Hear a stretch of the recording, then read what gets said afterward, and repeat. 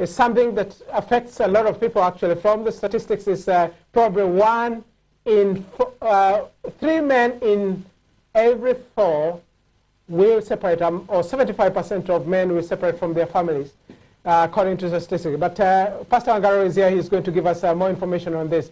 But if you know someone who is separating, who is in that position of separation, or they're having problems in their marriage, please call them, tell them to watch Ben Sky Channel 148 to get the advice of a man who spends all his time reading about families and how to solve the problems of their families. One thing which is very painful is that separation is not a good thing, especially if it's delayed. If one spouse keeps quiet and keeps delaying issues, it's not discussed, it becomes a thorn in the flesh. And in the long term, each one of the spouses involved entrenches, he digs in. And sometimes, as Pastor Alvaro will be telling us, it becomes impossible to solve a problem. A problem that would have been solved overnight becomes a problem that ends up in divorce. Pastor Alvaro, how long should people wait in this separation? How long should they apart? I really want to first say that I don't want to glorify separation in any way. I want to say that separation should be the very, very last thing happening between 2 adults. Because in this case, and first I will mention about the caller who said, I want to speak to you African men. I want to say clearly that the mother and the father-in-law don't come in as far as your marriage is concerned. If you married your wife because you loved her, then stick together because you became a unit. Whether your mother now doesn't like it or your father doesn't like it, now that one doesn't come in here. And it is so painful to hear women who are complaining at a later stage, but my father-in-law doesn't like me, or we are separating because my father-in-law doesn't come in. Stick to your wife. If you can support your wife, even if the whole world goes against you, you will still stand. I want to say that if separation takes place between 2 adults, it should only be taken as a time to recover, as a time to reflect, which you fail to reflect when you're in marriage. Now you take that, you reflect, where did you go wrong? What did you do wrong? Where was your mistake? See what contribution did you make to the separation of your marriage. When you see that, accept the mistake that you committed, then reflect on what do you want to see when you get reunited. Because as the scripture said, it is if you separate, you have a chance of getting reunited again. And I would want to say that the shorter it can be, the better. Because during separation, what you need to do, you can seek information that is relevant. You can seek help from counselors. You can seek either professional help, or you can even seek help from your pastors or the organizations that can help you, that have help at hand. I know sometimes African men are a bit, reserved. They do not want to go and seek for help. And they die with a problem without asking for help. I think it's good for you to reflect all women, because separation is a two-way traffic, isn't it? Yeah, but men have a more problem of asking, because they will feel as though they will be taken as a weakling. But I think it is better I ask for help if I have a problem, yes, rather than die with a problem. You get the point? Just so one quick point. You've talked about in-laws getting involved. Yeah. Is there anything else? Would property, would cars, would jobs come in between to be a part or create a situation where that separation becomes a part of it? Well, there are a number of things that probably through times that we talk with people who have such challenges, things that probably come into the relationship and probably one spouse feels, I cannot bear this. Those things you're saying, like property, children, other things, they will come in place if you separate and now you've got to share property. Those ones will be discussed at that point. But things that probably cause people to separate are the behavior of a spouse. If a man has only been coming home drunk and probably doesn't take responsibility of his core duties in the family, doesn't know what the family feed on, doesn't clothe the family, probably there are bills, he doesn't know who pays the bill, that is an irresponsible man. And probably the wife will feel, I am pushed too much at the corner. Could I take a caller for you? Yeah. Steve, good evening, Steve. About my marriage. Yes, welcome to our program. Hello? Yes, go on. Hello? Yes, Steve, continue. Yeah, I'm calling from Bristol. Yes. Yeah, I had this chap saying about his in-laws are trying to kick him out of this country because there's a problem with his marriage. Yes. I just want to comment something because African husbands, the way they treat wives in Africa is totally different. If he came to this country and married a white woman, because in this country when you're married to a white woman, things are going to be 50-50 in the house. But in Africa it's totally different. Because the husband goes to work in the morning, he leaves money there for the wife to buy food and feed the children. The husband will just come in the house in the evening, food is ready, maybe water is ready to have a bath. But if he's going to treat the white wife in England here, that's totally disagreeable. The wife won't take that because he wants 50-50. If it is cooking, looking after the kids and doing everything should be 50-50.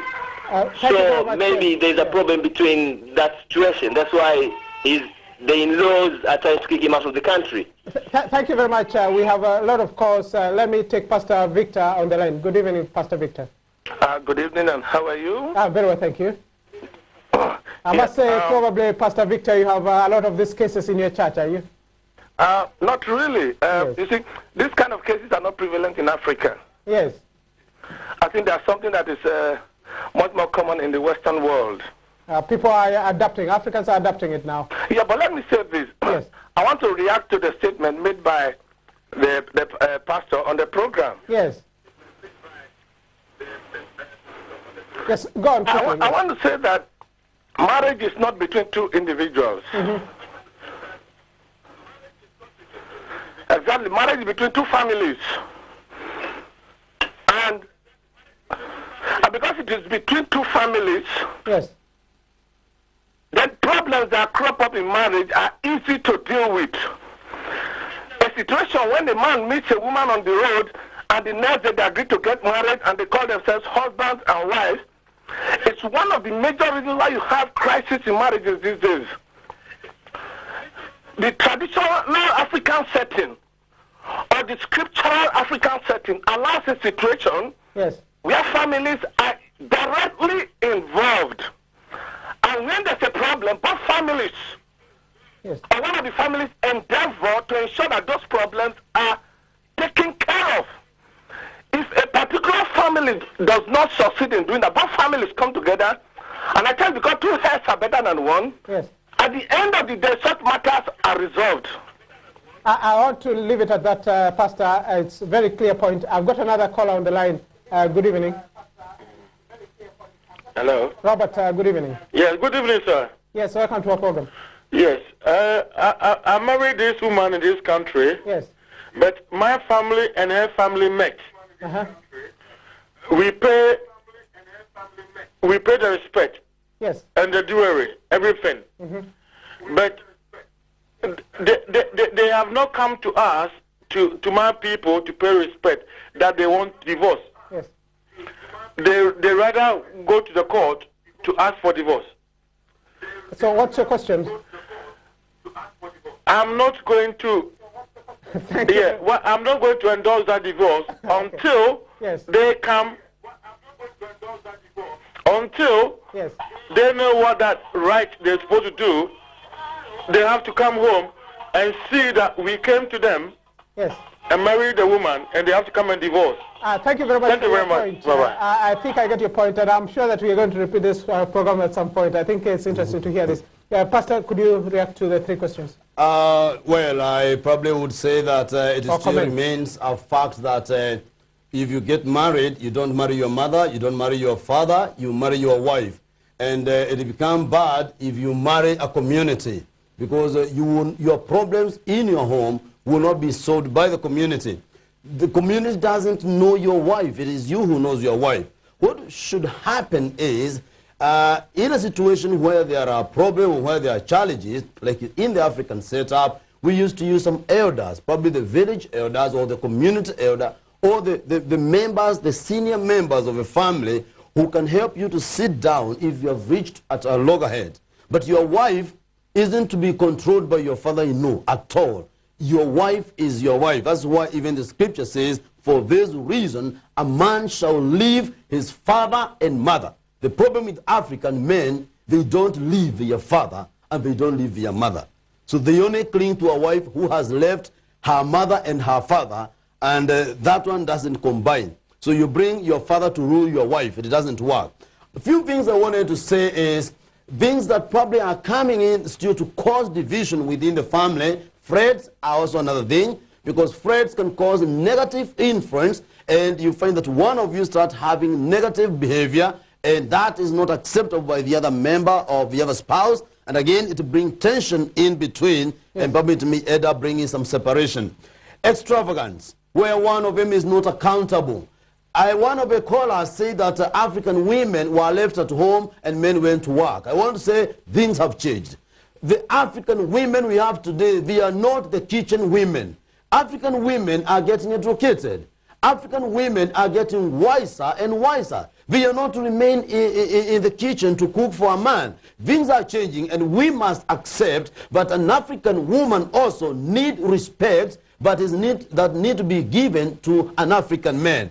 You cannot only ask for respect as a man when your wife probably is not respected. So we must move. As men, our mentality must change, but our women are not the kitchen ladies, but they are women who can participate in the development and in the growth of our family, and they are part and parcel. They are stakeholders, important ones. So if, for instance, a member is extravagant, or a husband is working, a wife is working, and when they work, they are paid at the end of a month or weekly, but they don't account on their finances. That will bring problem. It is one of the main things that is causing wars in the families. Money, where nobody wants to account. Money, they say, corrupts. You know, money corrupts. Because if you have so much money, you don't invest it for the family purposes, you don't invest it for the family agenda, then it means you will invest it on somebody else.